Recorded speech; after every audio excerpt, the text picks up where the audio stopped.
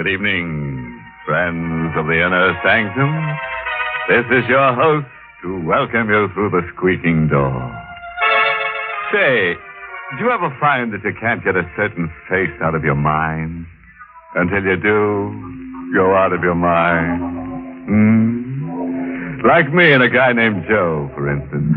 I ran into Joe accidentally the other day over at the city morgue. And Joe's been haunting me ever since. I can't get over the smug way he deadpanned me and then gave me the old cold shoulder routine.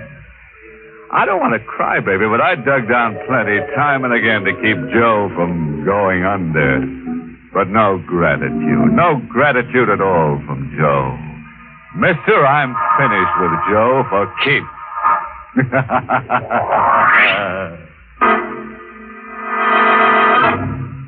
Tonight's Inner Sanctum mystery, Murder Takes a Honeymoon, was written by John Robert and stars Everett Sloane in the role of George, with Ann Shepard as Mary. And now for tonight's free lesson in how to improve your scream. Ever get that folksy, woodsy feeling until you're in an absolute frenzy to get away from it all and go native? Well, our honeymooning couple tonight got the urge until they found that living in the country was simply murder. To rhyme it, our twosome found it positively gruesome. Stand by and we'll demonstrate. We're on a milk train somewhere in the east, puffing through the rock and rubble of desolated whistle-stop country. The yellow train lights blink eerily. The hour is sometime between night and morning. One car holds just a young couple. They huddle closely, half asleep, as the train groans into another of its interminable stops. Ravenwood! Entering Ravenwood! Let's stop Lewiston! Ravenwood! George, I heard him say Lewiston. No, Ravenwood. Lewiston's next. Oh, there must be a million of these one-horse towns. What's eating you, Mary? Oh, you look like you've just been declared an orphan. I feel like an orphan, George. Cold. I'm hungry. So far from home. We're heading home, kid. At the next stop, there's a farm. More land than you can cover in a day, and it's all yours. Wedding gift from me to you. I'm sorry, but the country's not for me. I'm a big city girl. Oh, give it a try, huh? Come on, smile. George, I'm frightened. Of me? I don't know. You've suddenly changed. Buying a farm, packing up without warning, and leaving New York. And all in such a hurry. I'm impulsive, kid. That's how I married you, remember? I dated you blind, waltzed you around once, and boom. On an impulse, I hustled you to City Hall. I bought the farm the same way. The way it happened, it's as if you were running away from something. Running to something, kid. I'm tired of the creeps and the phonies and the crumbs. I'm tired of stale beer, cheap movies, and crowds. Okay, skip it. I'm thirsty. You want me to fetch you a drink? No, thanks. All right, I'll be back in a minute. Oh, George! George! Hey, what kids? George! Hey, you got the jitters. There was a hand out there in the darkness, reaching toward me through the window. What? Oh, kid, your imagination's gone crazy. You're overtired. George, look. What's that? An envelope. Someone dropped it on my lap. It fell to the floor. Give it to me. What does it say? A crank note. Some country idiot's playing black hand. Let me read it. We don't like strangers in Lewiston, especially New Yorkers. Better be smart and read the train schedule back. There's a return train schedule attached to it. Oh, you look as if you're already on that train back. You scare easy, huh? How did anyone know we were coming? Well, that's easy. The real estate man who sold me Rain Tree Farms no doubt stuck the item in the local papers. come on. Shrug it off as a crackpot practical joke. But, Joe, you really want me to believe that someone drove 10 miles in the middle of the night to warn us off? Just to be funny? I'm laughing.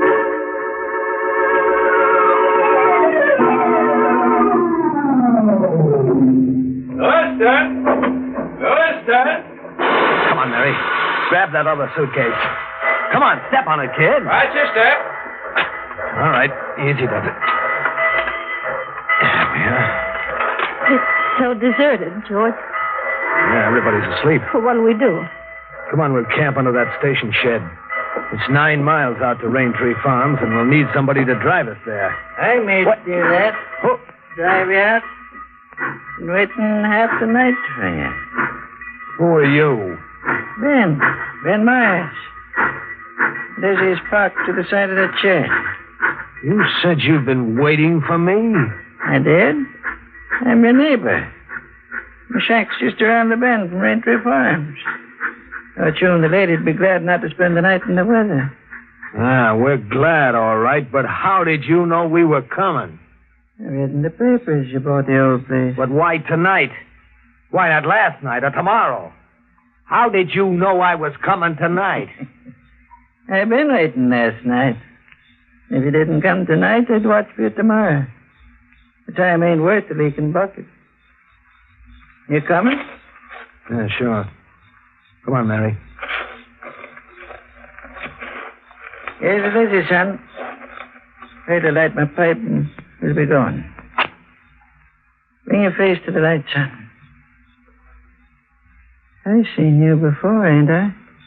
I don't think so. You never been around Raintree Farms? No, I've never seen the place. Funny, you should buy it then.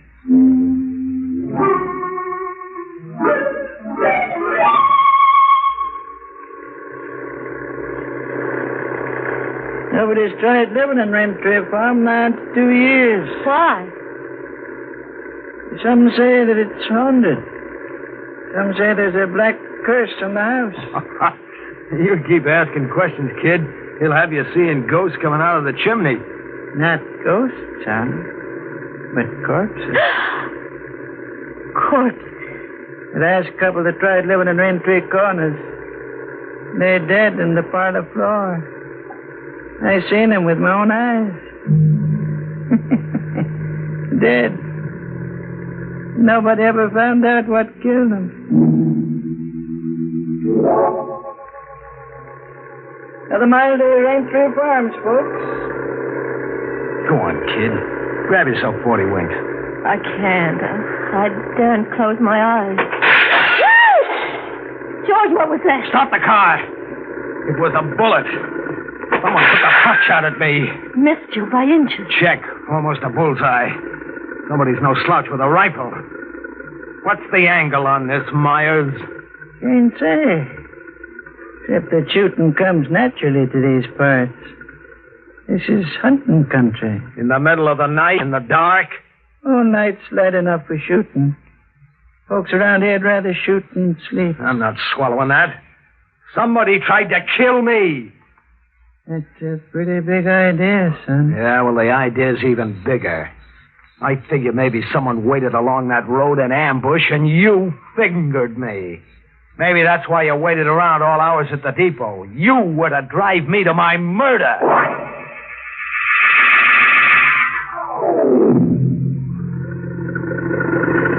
There we are, folks. Raintree Farms. House is up that walk. All right, hand me the luggage, Mary. Yes. Thanks for the lift. Your young man ain't thanking me. His head's busy turning with big ideas. Goodbye, son. I'll be coming around, maybe. There's some more of your big ideas. Look, if I ever see you around here, I'll shoot you full of holes on sight for trespassing.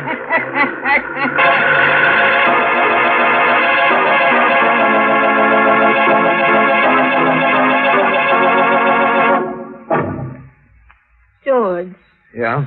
about that shot on the road coming here, why would anyone want to murder you? You're a stranger. To keep me away from Raintree Farms, I guess. Why, if you own it? Why is a big letter, kid. George, you're concealing something. Who are you? George Stretch, your husband. A stranger to me until 10 days ago. Who are you, really? Oh, look, kid, you're letting some local crackpot give you the willies. Mary, a guy said something about for better or for worse just before I slipped a ring on your finger. Was it all a lot of idle talk? No, George. I meant it deep down. I'm sorry. That's more like it. What do you say we forget the spook stuff and hit the sack, huh? Coming? Mm-hmm. Boy, this joint sure needs a loving touch. And a coat of paint. Well, now to find the key. Wrong key. The real estate office mailed me 5 different keys. George. Now what? Somebody's inside. I see a moving light. Yeah. Some footsteps coming to the door. What are you after, mister? Well, I was trying to get in. What's the shotgun for? Protection? You need it, yeah. I've seen you somewhere before, haven't I? No, you haven't. I've never been somewhere. Who are you? I'm George Stretch. This is my wife. We're the new owners. Who are you? Parker. Willis Parker. I mean, what are you doing here? Squatting? You broke in. No. I moved in. Just like that? Uh-huh. Abandoned place. Loaded down with county tax warrants. I bought a tax warrant and I'm in. I don't get it. Squatter's right. Go see a lawyer. You mean you won't get out? That's right. On what ground? Look, fella. Right now I've got possession of the premises. That's a big chunk of the law around here. I'm not going to stand out here in the dark arguing it out with you. Now beat it, fella. And take your valises and the dame. You're trespassing. This is a trick to turn me back. Throw arguing with you. Start moving. The next one goes right in your breadbasket, fella. And keep going. Mary, Yes, George. head for the deep shadows and then drop to your knees and flatten out quick. I'm sick and tired of being shot at. George, put that gun away. Down, I said. I'm not heading back with my tail between my legs. Bullseye for me. Who was it that said this was a shooting country?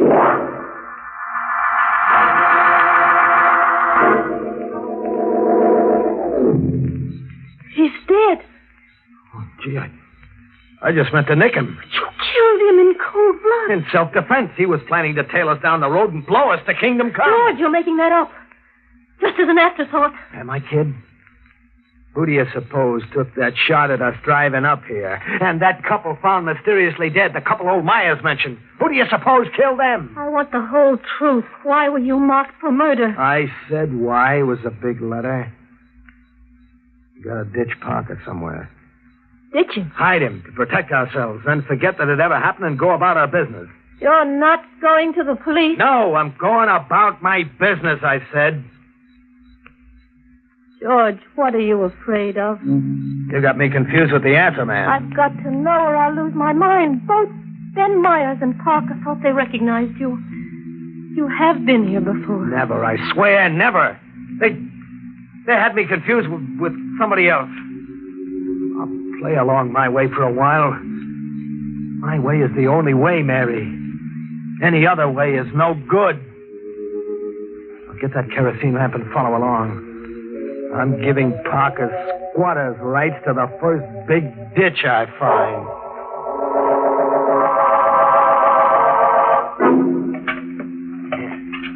He'll stay put now. Oh, come on, kid. Dry your eyes. You gotta take the breaks as they come and play along, for better or for worse. For better or worse. Murder and burial. How far can we get together now? As far as the house, anyhow. That's as far as I want to get. And I don't care how stiff the price is.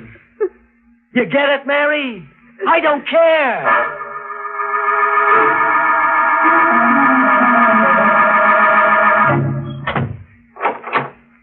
right, now set the lamp on that table, Mary.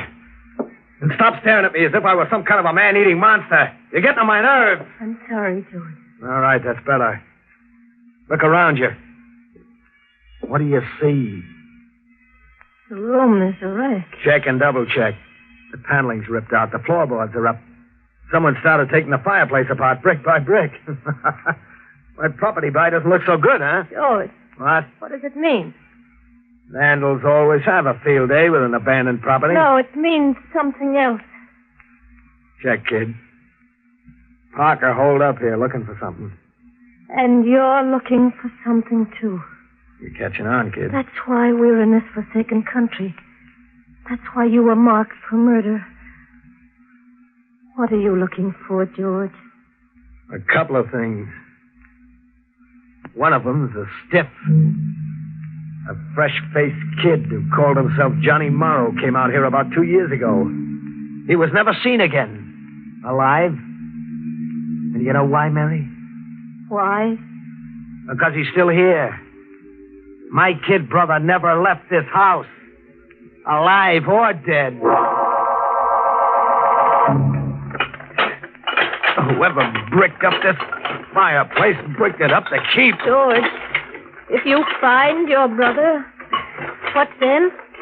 Then I go right for item number 2, the jackpot. The jackpot? Do-re-mi, cash. Money piled as high as the Empire State. We parlay the corpse into a fortune. That does it. The hole's big enough to drive a truck through. Bring that lamp over. Closer. Closer, you dummy. Yes, George. See what I see? Walled in as if he was part of the building layout. Meet your brother-in-law, Mary. All right. Help me drag him out. Yes, George. Set him down over here. When he was a kid, he always came running to me when he got into a jam. There was a year's difference, but we were lookalikes. That's why the old man and Parker thought they'd seen you before. Check. They'd seen Johnny. Who killed your brother? His partner, a hoodlum named Wiley. Johnny and Wiley had pulled a payroll stick-up, a $50,000 job. Wiley tried to double-cross Johnny. Johnny holed up here with the payroll money. Wiley trailed Johnny out here, tortured him for weeks, and then killed him. Why did Wiley torture Johnny? To find out where Johnny had stashed the money. But Johnny never told him. Johnny knew his goose was cooked anyway. How did you find out these things? Johnny smuggled a letter out addressed to me through old Ben Myers. The letter said nothing, but said a lot. Small talk, everyday brother stuff, wrapped around 2 key words. The words were, search me.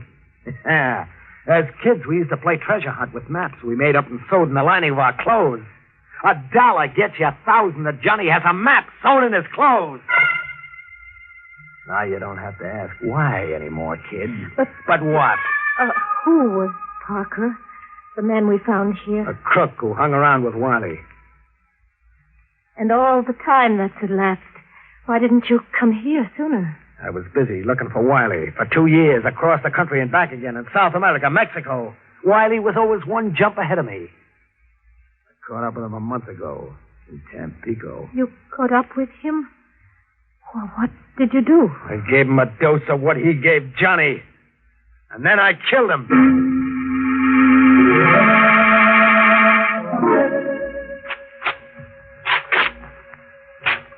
You'd have lost that $1 bet, kid.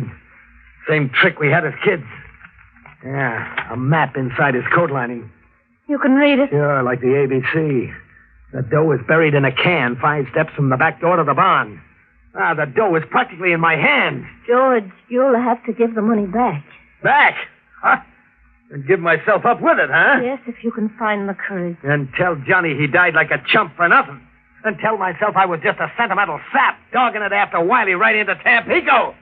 And maybe get down on my knees in front of that ditch out there and apologize to Parker for having put a slug in him. George, out of your mind. Out of my mind if I listen to you. I'll lend a hand. Grab Parker's shotgun and watch for intruders while I dig that can up. And then I'll bury Johnny right on the same spot. Yeah, I'll bury Johnny right where he stashed those 50 G's for his big brother to come and get.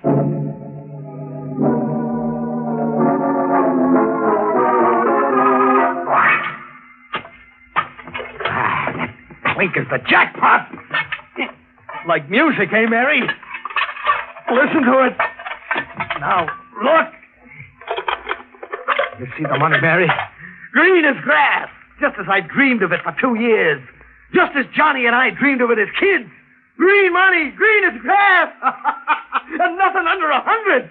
You ever see a bankroll with nothing under 100 before, Mary? Did you? No. Just as I can recollect, I neither, son. What? I seen small change. $5 bill once. I never seen 100 before. What are you doing here, Ben? Rejoicing with you, son. I've been waiting and watching a long time for one of you to find that money. But I knew it was hid somewhere around here. And I'm an old man. Very much time for me to enjoy my share. How much is your share? I was calculating on a quarter, maybe. And I saw you put Parker away. Right now I'm calculating on, say, half. What are you calculating on doing with half? I don't know, for sure. Treat myself to something good. Maybe buy myself some more land. What do you say, son? You made yourself a deal, Pop. I'm going to give you all the land you need. You're aiming to kill me. George, no! I got to, Mary. I'm not killing you, old man. When you came visiting just now, you committed suicide. Get up against that tree and turn around. Maybe if I go back to calculating a quarter? I said you committed suicide. I'll bury you with $100 bill in your hand so you can treat yourself to something good where you're going. Ready? I said you was a winner, son. Guess I'm a loser. So long, sucker. Oh. Mary, you fool. You shot me. I had to do it, George. I had to save you from yourself. You silly fool. I was going to make you a queen. No, George. It wouldn't have been that way. After then, you would have had to kill me. You see, no power on earth would make me go your way. And no power on earth would make you go mine. You saved my life, Mom. How can an old idiot ever thank you? By going to the police. My husband has a confession to make.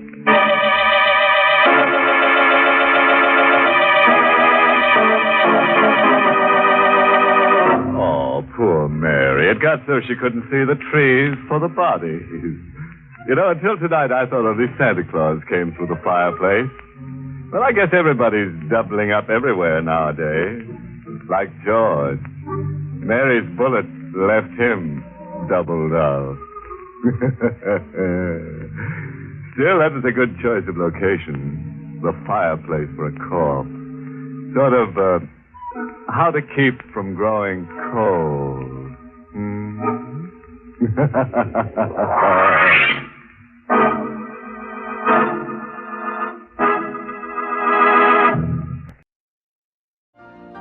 You've been listening to the OTR Gold Network.